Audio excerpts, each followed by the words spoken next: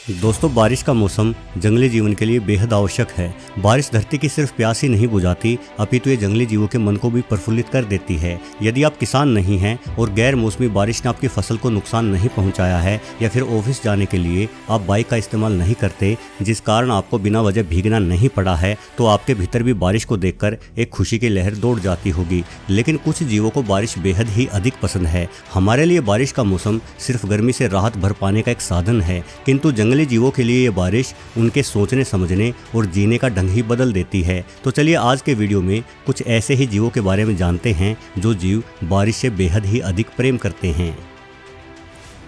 मेंढक और टोड। दोस्तों, मेंढक और टोड समेत सभी उभयचर एक ठंडा, गीला और अंधकार से भरा वातावरण पसंद करते हैं और बारिश इन्हें ये सब देती है। बारिश में खड्डों में पानी भर जाता है, जिस कारण केंचुए बाहर निकलते हैं और मेंढक इन केंचुओं से अपना पेट भरते हैं। मेंढक अधिक गर्मी के मौसम में जमीन की गहराई में छुपकर रहते हैं। कई बार गर्मी के कारण मिट्टी इतनी सख्त और सूखी हो जाती है कि मेंढक बाहर ही नहीं निकल पाते। ऐसे में इन बेचारों को न जाने कितने ही महीने भूखे मरते रहना पड़ता है, किंतु बारिश का मौसम मिट्टी को वापस नरम कर देता है, जिस वजह से मेंढक मिट्टी को धकेलते हुए मिट्टी की गहराई से बाहर निकलने में कामयाब होते हैं। मेंढक जैसे जीवों की त्वचा इस प्रकार की होती है कि इस त्वचा को अत्यधिक नम रहने की आवश्यकता पड़ती है। यदि ये त्वचा सूख जाए तो मेंढक की मौत हो जाती है। लेकिन बारिश के नमी भरे मौसम में इन्हें त्वचा सूखने जैसी कोई समस्या नहीं आती।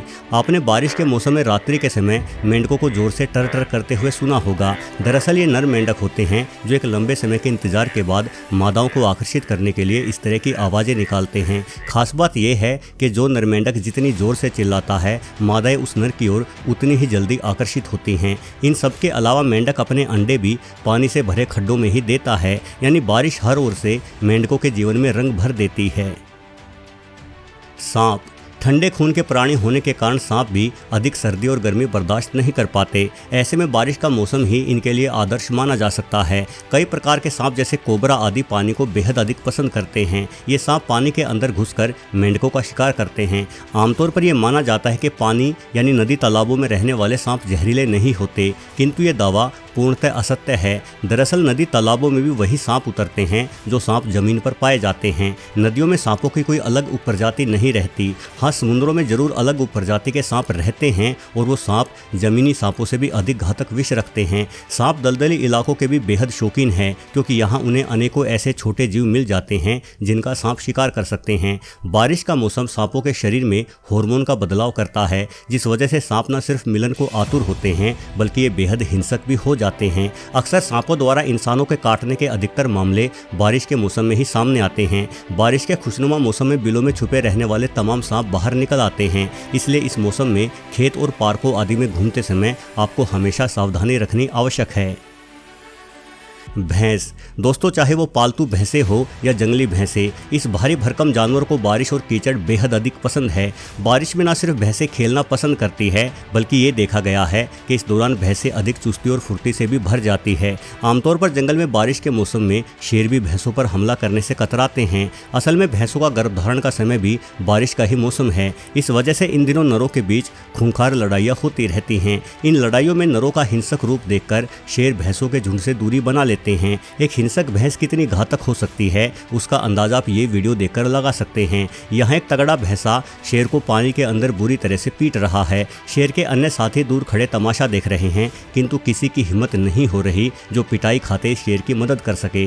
भैंस जैसे जानवर को बेहद ही अधिक गर्मी लगती है, इसलिए अक्सर ये पानी और कीचड़ में घुसे रहना पसंद करती है। बड़ा शरीर होने के कारण भैंसों का शरीर बेहद ही जल्दी डिहाइड्रेट हो जाता है। ऐसे में बारिश का मौसम तो भैंसों के लिए बेहद ही अधिक सुहावना है, क्योंकि बारिश के कारण चारों ओर पानी एवं कीचड़ फैल जाता है। इस पानी की ठंड भैंसों को सुकून देती है। बारिश के मौसम के दौरान घास फूस भी बेहद अधिक उगती है और भोजन की अधिकता भैंसों के शरीर को और भी ज्यादा ताकतवर बना देती है।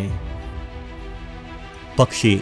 पक्षियों का बारिश से रिश्ता बेहद मजबूत है। अनेकों कथा कहानियाँ पक्षियों के बारिश से जुड़ाव की गवाह रही हैं। चातक नामक एक मध्यम आकार के पक्षी के बारे में तो ये दावा किया जाता है कि यह पक्षी केवल और केवल बारिश का ही पानी पीता है। इसके लिए यह पक्षी बहुत लंबे इलाके तक यात्रा करता है। भारत में यह पक्षी उसी इलाके में खोजा जा सकता है जहां मानसून सीजन चल रहा हो। वहीं मोर जैसे कुछ पक्षी बादलों को देखकर खुशी से आवाजें निकालने लगते हैं। पक्षियों के बारे में ये भी कहा जाता है कि ये बारिश की भविष्यवाणी भी कर सकते हैं। उदाहरण के लिए इस पक्षी को आपने जरूर देखा होगा। ये सैंड पाइपर है, जिसे हिंदी में टिटहरी कहा जाता है। टिटहरी कभी भी पेड़ या इमारतों आदि पर नहीं बैठती। ये या तो हवा में उड़ती है या सिर्फ जमीन पर ही बैठती है। अंडे देने के लिए भी टिटहरी जमीन का ही चुनाव करती है। यह माना जाता है कि यदि टिटहरी जमीन की ऊंची सतह पर अंडे दे तो उस वर्ष बारिश जोरदार होती है। वहीं यदि टिटहरी द्वारा अंडे निचले स्थानों पर दिए गए हैं तो सूखा पड़ने की संभावना रहती है। पक्षी सिर्फ बारिश को ही पसंद नहीं करते,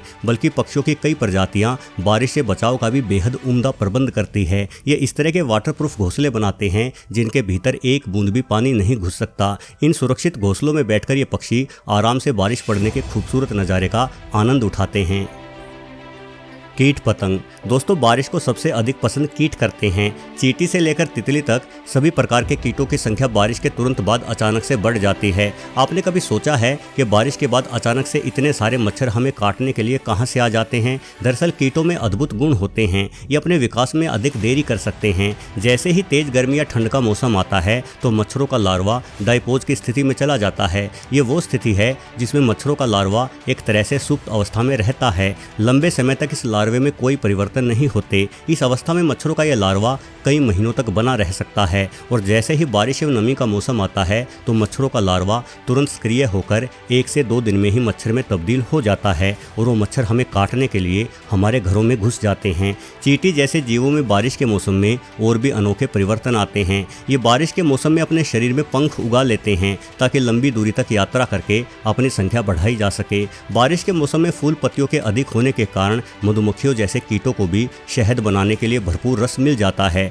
हालांकि कीटों का शरीर हल्का और पंख कमजोर होते हैं, जिस कारण बारिश में भीगने की वजह से ये उड़ नहीं पाते और करोड़ों कीटों की जान बारिश की बूंदों से ही चली जाती है। दोस्तों, बारिश का मौसम कई मायनों में जीवनदायिनी है। बारिश के मौसम में उगी वनस्पति के कारण घास चरने वाले जानवर कहीं बेहतर भोजन ग्रहण कर पाते हैं, जिससे इन जानवरों का शरीर ऊर्जावान बनता है। इस ऊर्जावान शरीर के साथ ही जानवर अधिक लंबी यात्राएं करते हैं, जिस कारण से इन जानवरों द्वारा खाए गए बीज इनके गोबर के माध्यम से दूर तक फैलते हैं और जंगल हरा भरा होता है। हालांकि शिकार करने वाले जानवरों को बारिश ज़्यादा पसंद नहीं आती, क्योंकि अक्सर शिकारी जानवर पानी के निकट बने रहना पसंद करते हैं और पानी पीने आए जानवरों का ही शिकार करते हैं। किंतु बारिश के मौसम में पानी के स्रोत असीमित हो जाते हैं, जिस कारण मांसखोरों को भी जंगल में शिकार की तलाश के लिए नए तरीके अपनाने पड़ते हैं। खासतौर पर मगरमच्छ जैसे जानवर के तो बारिश के मौसम में भूखे मरने की नौबत ही आ जाती है, क्योंकि मगरमच्छ दौड़कर शिकार का पीछा नहीं करते, बल्कि ये पानी के भीतर छुपकर पानी पीने आए जानवर पर हमला करते हैं।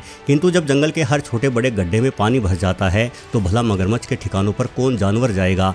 ऐसे में मगरमच्छों के पास मानसून के बीत जाने का इंतजार करने के सिवाय और कोई चारा नहीं रहता। वीडियो देखने के लिए आपका बहुत बहुत धन्यवाद।